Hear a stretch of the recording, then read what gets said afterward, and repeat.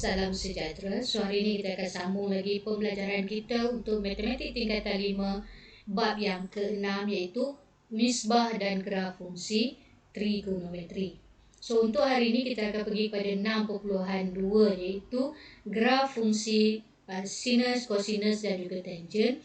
Untuk hari ini kita fokuskan pada standard pembelajaran 6.2.2 iaitu bagaimana kita nak mengkaji dan membuat generalisasi tentang kesan perubahan pemala A, B dan C bagi graf fungsi trigonometri. Y sama dengan A sin BX tambah C, Y sama dengan A cos BX tambah C dan juga Y sama dengan A tangent BX tambah C. So untuk bagi kes A lebih besar daripada sifar dan B lebih besar daripada sifar. Dalam pembelajaran lepas, kita dah pun belajar bagaimana nak melukis graf fungsi Y sama dengan sin X, Y sama dengan cos X dan juga Y sama dengan tangent X. So hari ini kita nak tengok ada tak perbezaan sekiranya kita mengubah nilai A, nilai B dan juga nilai C bagi graf fungsi tersebut. Okay. So untuk aktiviti ini kita boleh buat aktiviti yang disediakan dalam buku teks iaitu menggunakan aplikasi GeoGebra. So melalui aplikasi ini yang disediakan ini kita dapat melihat apabila kita mengubah sesuatu nilai A, nilai B dan nilai C, graf tersebut juga akan menunjukkan perubahan. So apakah perubahan tersebut? So kita tengok satu persatu. Graf pertama ialah graf sinus ataupun Y sama dengan A sin BX tambah C. Okey, bila kita mula mengubah sesuatu nilai, okey, kamu boleh tengok kat sini.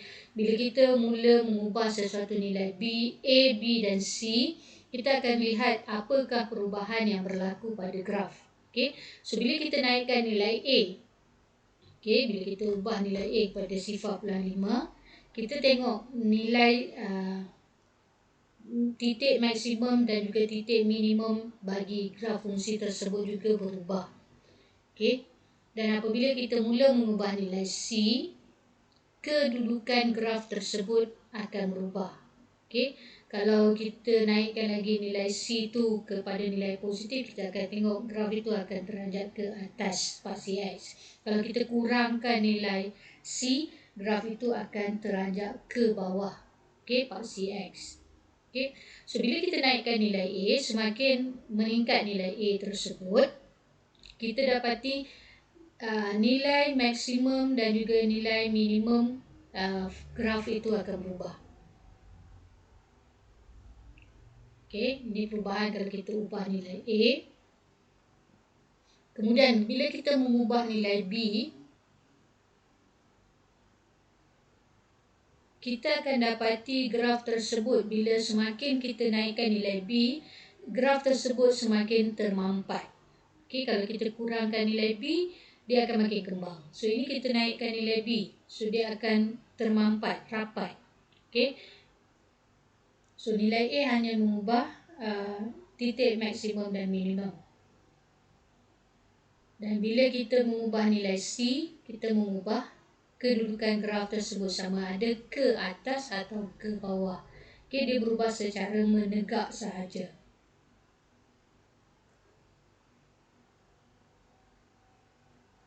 So itu adalah contoh perubahan, kesan perubahan pemala A, B dan C bagi graf sinus. Okay, so kita tengok yang kedua.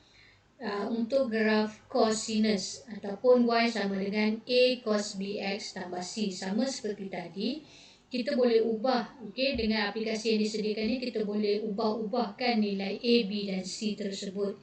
Okay, bila kita naikkan nilai A, so kita naikkan nilai B, kita dapati lengkung tersebut. Okay, semakin kita naikkan nilai B tersebut, lengkung yang dilukis akan semakin merapat ataupun kita panggil termampat. Okay, nilai C dia akan mengubah kedudukan sama seperti graf sinus tadi. Okay, ini kita ubah nilai C. Okay, kamu boleh cuba aktiviti ini. menggunakan aplikasi GeoGebra. So kita mengubah nilai A, kita tengok nilai A bila kita semakin kita naikkan nilai A tersebut, titik minimum, titik maksimum kita juga akan berubah. Okay. Dan bila kita ubahkan nilai B, okay, semakin kita naikkan nilai B, graf tersebut akan semakin termampat. So ini adalah graf ataupun contoh bagi perubahan graf kosinus. Okay, yang ketiga ialah graf tangent. Y sama dengan A tangent BX tambah C. So untuk graf tangent ni kita ubah juga, sama juga kita ubahkan nilai A, nilai B dan juga nilai C.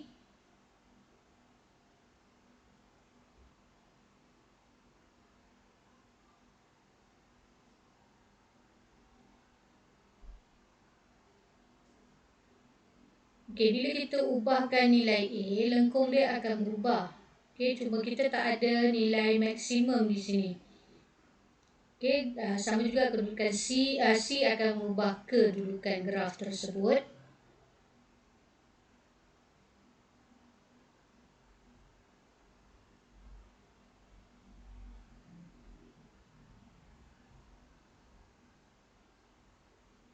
Okay, kalau kita ubahkan nilai A, lengkung tersebut akan berubah.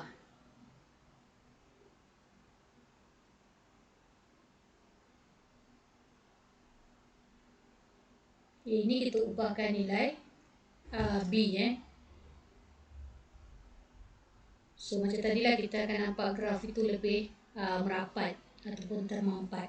So aktiviti ini adalah aktiviti yang disediakan dalam aplikasi GeoGebra, di mana kita boleh melihat kesan perubahan setiap pemalar A, B dan juga C. So daripada aktiviti tersebut kita dapati bahawa apabila nilai A berubah, nilai maksimum dan juga nilai minimum juga akan berubah.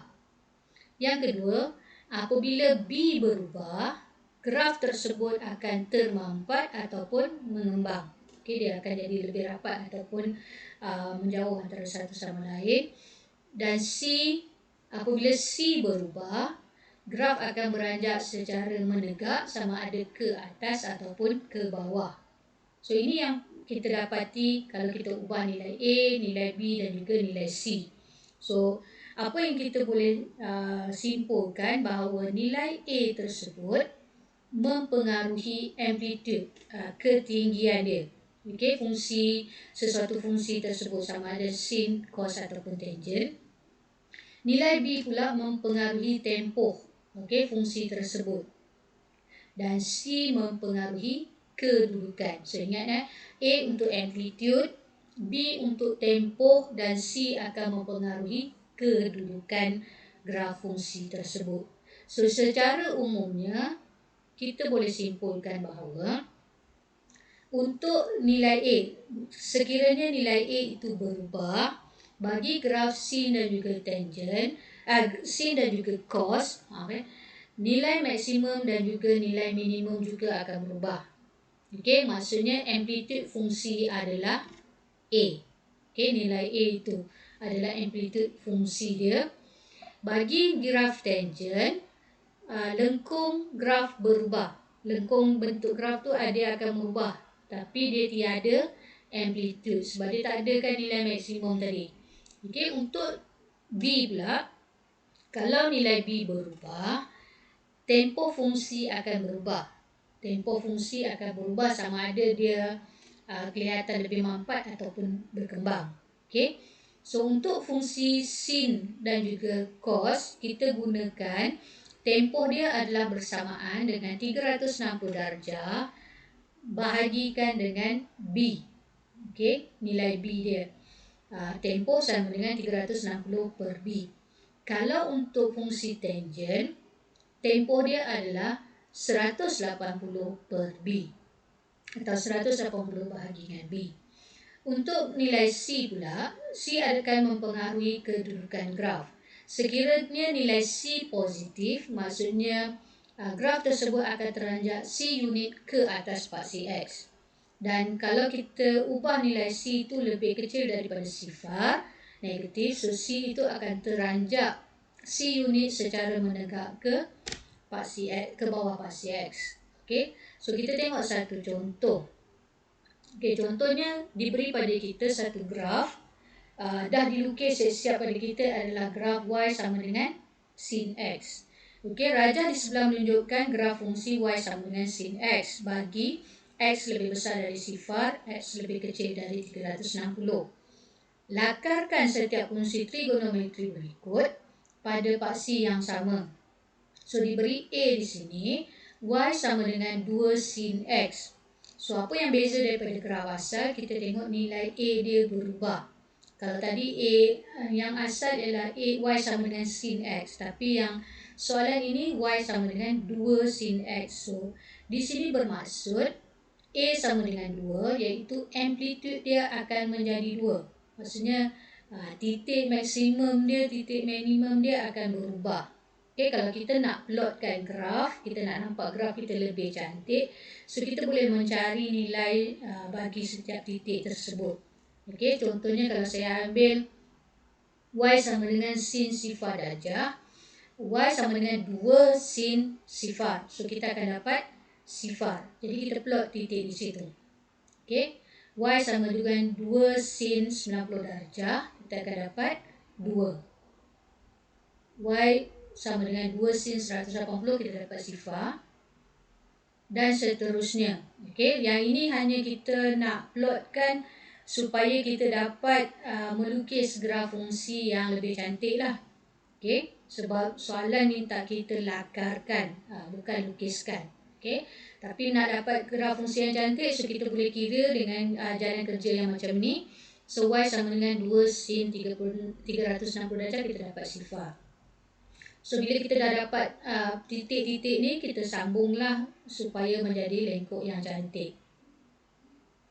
So, di sini kita nampak beza.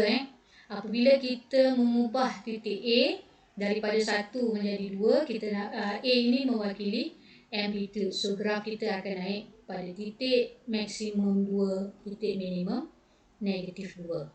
So, ini graf yang baru. Okey, yang kedua saya ambil satu lagi iaitu soalan B. Okey, Y sama dengan sin 2X.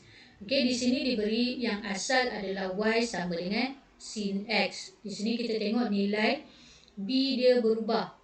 Okey, nilai B dia daripada 1 dia akan jadi 2. So, bermaksud tempoh itu akan menjadi 360 bahagi dengan 2. So, kita akan dapat 180. Maksudnya daripada lengkung yang daripada sifar hingga 360 ni, kita akan dapat 2 kali lengkung yang sama. Okey. So, sebagai contoh, kalau kita nak plot juga, kita boleh ambil. Saya ambil Y sama dengan 2 sin sifar, kita dapat sifar. Ini hanya untuk kita cari titik supaya kita plot graf itu, lakar graf itu lebih cantik. Okey. Kalau nak lakarkan terus pun tak apa, hanya kita buat 2 lengkung itu, lengkung yang sama tu 2 kali. Okey. Kecilkan sahaja skala dia. Okey, saya ambil sin 2 darab 45, kita dapat 1. Sin 45 darjah. So, 2 darab 45 kita dapat 1. Sin 2 darab 90 darjah kita dapat sifar. Ini hanya untuk saya nak mencari titik-titik supaya graf itu diplot dengan lebih cantik. Okey, Y sama dengan sin 2 darab 135 dapat negatif 1. Sin 2 darab 180 kita dapat sifar. So, ini untuk satu lengkung saja, satu lengkung antara kosong sifar hingga 180. So, kita buat seterusnya sehinggalah 360 darjah. So, kita akan dapati titik-titik tersebut dia ulang pada nilai yang sama. So, bila kita buat, kita akan dapat lengkung yang sebegini. So, ini adalah satu lengkung. Dan ini yang kedua. Maksudnya dalam sifar hingga 180 tu kita akan ada satu lengkung sin. Y sama dengan sin X. Lepas tu kita ada dari 180 hingga 360 kita ada satu lagi lengkung Y sama dengan sin X, lengkung yang sama. Okay, so ini bermaksud kalau kita ubah daripada Y sama dengan sin X menjadi Y sama dengan 2 sin X, kita akan dapat graf yang berwarna hijau, di mana kita dapati graf tersebut lebih rapat, lebih mampat. So saya hanya tunjukkan dua contoh. Okay, saya tak buat untuk C dan D, kamu boleh tengok sendiri dalam buku teks. So kita akan sambung lagi untuk graf fungsi sin, cos dan tangent ni dalam pembelajaran yang akan datang.